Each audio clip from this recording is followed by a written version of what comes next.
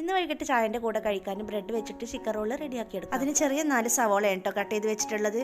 പിന്നെ കുറച്ച് വെളുത്തുള്ളി ചതച്ച് വെച്ചിട്ടുണ്ട്, കറിവേപ്പില, പച്ചമുളക്, മല്ലിയില, പിന്നെ കുറച്ച് ചിക്കന് ഉപ്പിട്ട് വേവിച്ചെടുത്തിട്ടുണ്ട്. പാനിൽ ഓയിൽ ഒഴിച്ചതിന് ശേഷം വെളുത്തുള്ളി ചതച്ചതും പച്ചമുളകും കറിവേപ്പിലയും കൂടെ ഇട്ടെടുത്ത് ഒന്ന് വഴറ്റിയതിന് ശേഷം സവോള കട്ട് ചെയ്തതും ആവശ്യത്തിന് ഉപ്പും ചേർത്ത് ഒന്ന് വഴറ്റിയെടുക്കണം. ഇതിലേക്ക് മഞ്ഞൾപ്പൊടി, കുരുമുളക് പൊടി, മുളക് പൊടി, പിന്നെ 1 ടീസ്പൂണ് ചിക്കൻ മസാലയും കൂടെ ചേർക്കുന്നുണ്ട്. ഇനി ഇതിലേക്ക് നമ്മൾ വേവിച്ച് വെച്ചിട്ടുള്ള ചിക്കൻ ചേർത്തൊന്ന് ഇളക്കിയതിന് ശേഷം 2 ടേബിൾ സ്പൂൺ ടൊമാറ്റോ സോസും പിന്നെ കുറച്ച് മല്ലിയിലയും കൂടെ ചേർത്ത് ഒന്നും കൂടെ ഇളക്കിയതിന് ശേഷം ഇതിൻ്റെ ഫ്ലെയിം ഓഫ് ചെയ്തെടുക്കാം.